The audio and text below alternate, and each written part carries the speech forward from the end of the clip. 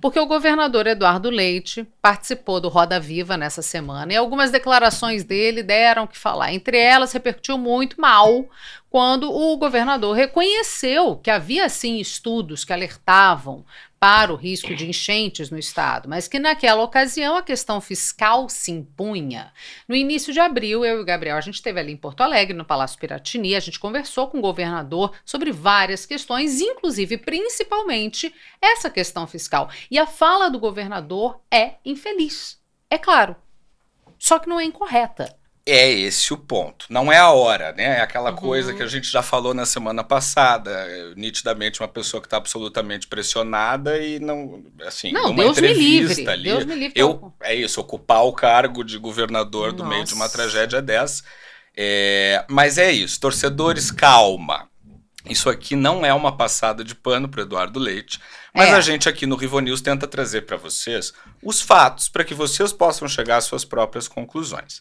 Na semana passada mesmo, a gente já tinha explicado aqui para vocês que a dívida do Rio Grande do Sul começou lá nos anos 50 e enforca o Estado fiscalmente até hoje. Então, vamos falar de dados, né?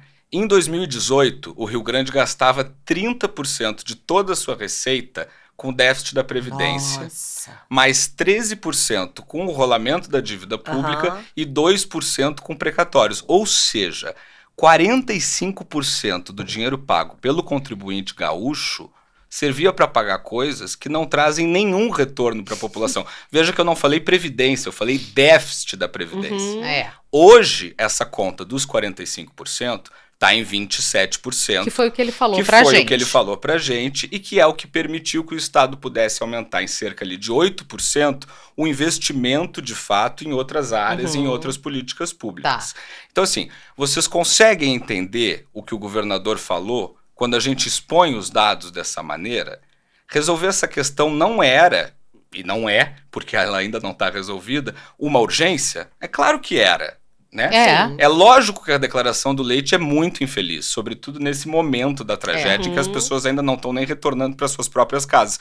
Mas o que eu quero que a gente pense juntos aqui é, de fato, faltou investimento em prevenção. Mas foi por qual razão? Foi por má vontade? Foi por negacionismo? Ou foi pela realidade fiscal trágica da maioria dos estados brasileiros? É o tipo de coisa para a gente ficar pensando, porque a gente sabe que se ele... Bom, muita gente está trazendo dados da campanha à época da Manuela Dávila, né?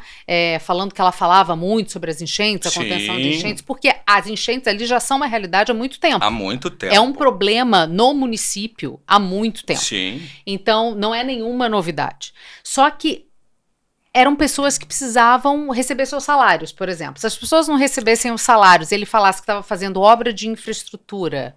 Que são, é isso.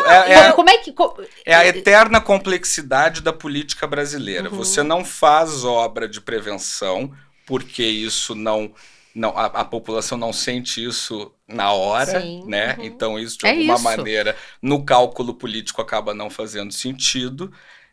Mas, ao mesmo tempo, a situação fiscal do Rio Grande do Sul é desesperadora. E eu acho também que, muito mal comparando, assim como o Rio de Janeiro, todo ano o Jardim Botânico alaga, exatamente. Até o dia que o Rio de Janeiro acabar, não vai investir em obra de infraestrutura para acabar a enchente no Jardim Botânico nunca, gente. Essa coisa e foram, sei lá, desde 41, o Guaíba... Enche, exatamente. Isso, Guaíba enche. Então essa coisa de procurar culpados, ela é importante. A gente precisa ser responsáveis. Mas é um problema que começou há muito tempo. O Jorge Neto falou, e tem tido escorregões que vão lhe custar muito capital político. Absoluta, eu acho também. Vão custar, mas assim... Ele está sendo plenamente honesto nesse sentido. O tempo ele todo, Ele não está né? adorando a pílula nesse sentido. Inclusive fazendo esse tipo de comentário que pega mal, e apesar de não estar errado. Caroline Lopes falou, é muito fácil apontar erros de planejamento sendo engenheiro de obra pronta. Também. Porque o que acontece? Se ele tivesse investido nisso e não tivesse alagado, o problema não ia aparecer. Mas as pessoas talvez nunca se dessem conta Claro. de que foi por causa da obra. É isso. Iam estar cobrando outra coisa. Não. Essa é a bem da verdade. E sempre depende de quem está sentado na cadeira pra gente avaliar a repercussão, né? Sim. Opa! É exatamente sobre isso que a gente vai falar agora. Bom, E quem quer meter a mão e fazer, né? Também. Então, assim, ó, outra coisa que movimentou ali bastante as redes sociais, principalmente a militância de esquerda nas redes, foi uma matéria do Jornal Nacional que revelou a existência de verbas para a prevenção de desastres, como que a gente está vivendo hoje, e essas verbas existiam lá desde 2012. Essa reportagem... Histeria, 2012. 2012, aqui.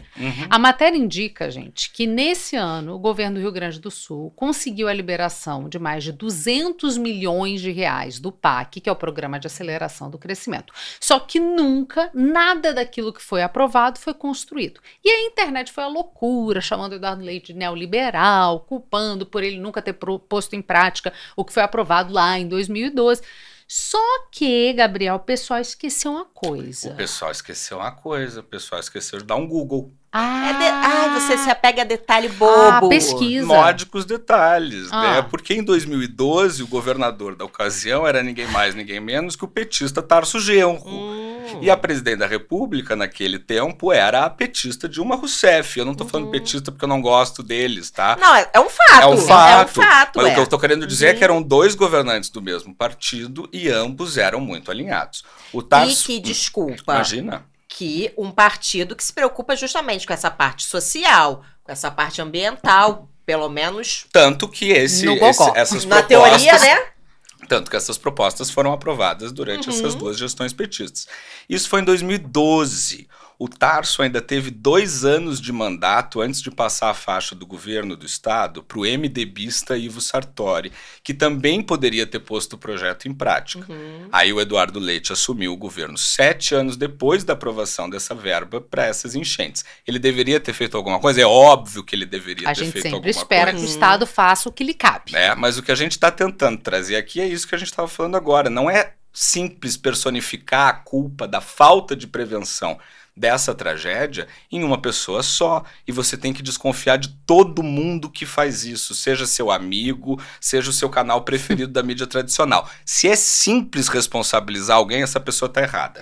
Não, e eu acho importante a gente destacar que claramente, se a gente for ver as reportagens, já escolheram quem vai ser responsabilizado. E a gente só quer que vocês pensem um pouquinho mais a fundo, porque tem todo um trâmite aí em jogo. Não é simples assim, é isso que a gente está querendo clarear um pouquinho para vocês. Ainda não, e até desculpa aí, agora retomando, porque aí sim eu assisti com som ontem, a mídia tradicional. Será que a população que está sem casa está preocupada? Não está. Com esse debate político? Se é o federal, se é o estadual, se é o municipal? Ela está querendo ser ajudada.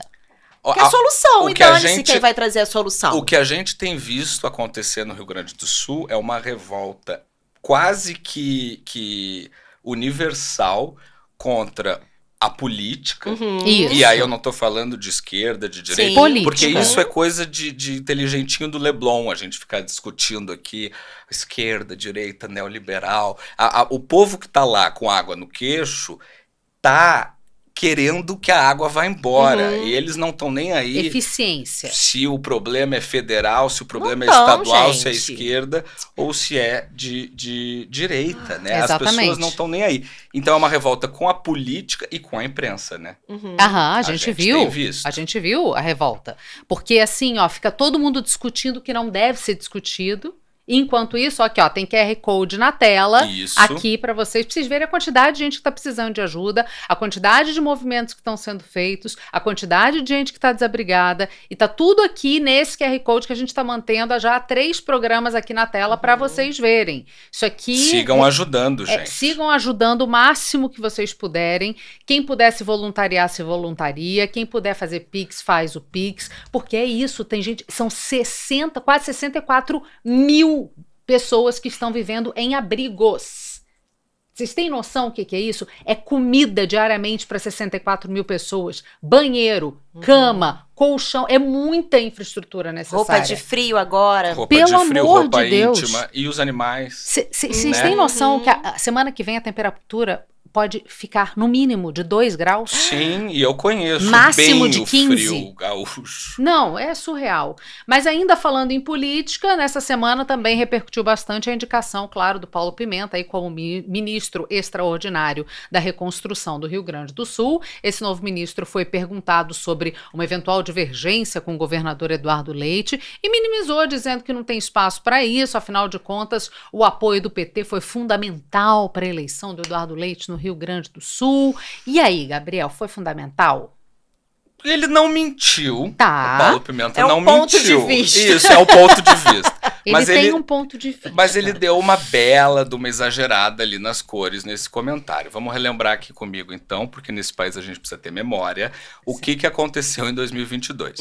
O Eduardo Leite ele foi primeiro eleito em 2018, né? Ele já tinha cumprido o seu mandato e ele tinha renunciado em 22 ali por volta de julho, agosto, porque ele tinha a esperança, né, de ser indicado pelo PSDB, o seu partido, para disputar a presidência da República. E aí ele não podia estar com um mandato do executivo ativo, né? Essa indicação não aconteceu e aí o Leite, então, foi candidato à reeleição para o governo do estado. E aí o primeiro turno foi um acontecimento. O candidato bolsonarista da ocasião era o ministro do Bolsonaro, o Onyx Lorenzoni, que venceu no primeiro turno. Tá aí na tela pra gente os resultados do primeiro turno. A questão, então, era quem disputaria o segundo turno com o Onyx. Então vamos rodar a tela, a tela já está rodada aí. Olha como essa disputa foi na unha. O Eduardo Leite passou para o segundo turno com uma diferença... de 2.000 votos. Eu fiz a conta, cadê? 2.441 votos. É tipo uma quadra do bairro da Restinga em Porto Alegre. Um bloco do Copan. É isso. É 2 andares do Copan ali, né? Isso. Ou seja, de fato, o Leite se elegeu no segundo turno. Vamos rodar a tela já do segundo turno, por favor. Com muitos dos votos que o Edgar Preto teve no primeiro turno. Só que, gente, a gente tem que também botar as coisas em perspectiva. Não havia outra possibilidade para o PT. Ou vocês querem me convencer agora que o PT ia apoiar o Onyx Lorenzoni? Não ia. Então, de fato, o apoio do PT é que também não houve um apoio explícito, isso que eu ia perguntar. Teve um apoio... Se abraçaram?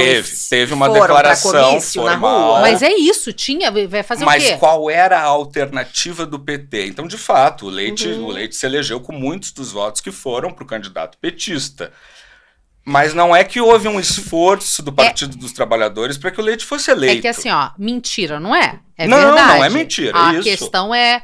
qual é a sinalização? Você pode contar um monte de mentiras dizendo apenas a verdade. Sim, a famosa propaganda. A famosa propaganda do Hitler da Folha de 1900 e bolinha. É isso. Feita pelo nosso Washington Oliveira. Que também esteve aqui no Rivotalks. Exatamente. Antes da gente passar para o próximo assunto, eu não costumo dar palco para esse tipo de coisa, mas eu acho que é importante. A Ana Val escreveu aqui no nosso chat: malabarismo para defender o Leite. Ana, a gente, Ana? Eu sugiro, não sei se você pegou o negócio no meio, mas volta um pouquinho e ouve direitinho o que a gente falou. 15 vezes. A gente fez essa ressalva muitas vezes de que a gente não estava isentando o governador de responsabilidade de nada. Mas aqui no Rivonews a nossa intenção não é que você se torne fã ou hater de político nenhum. Isso você deixa para você elaborar aí na sua casa o que você pensa sobre eles. A gente trazer um ponto de vista que ninguém te deu também, Ana. Isso. Quando o governador fala da questão fiscal, é muito fácil a gente só dizer que maldito, que louco, que irresponsável. Você pode continuar achando tudo isso. Eu só quis trazer para você a gravidade da questão fiscal. Não tem nada a ver com apoiar ou não apoiar ninguém. E no final das contas, vale o que a Cíntia Maia está dizendo. O que a gente está vendo aqui no Sul é um despreparo de todos os envolvidos em planejamento e contingenciamento e plano de emergência. Parece um bando de barata tonta batendo cabeça. É isso. E é um bando de barata tonta, Cíntia. Mas porque ninguém esperava que isso ia acontecer dessa forma. Sim. Esse é o ponto. E dizer isso não é passar pano pra ninguém. Não! Esse é o ponto. Pelo amor de Deus, me poupa. Esse é o ponto. Me entendeu? poupa. É ter senso crítico, sabe? Isso. Sensinho crítico. A gente tem que observar a realidade como ela é.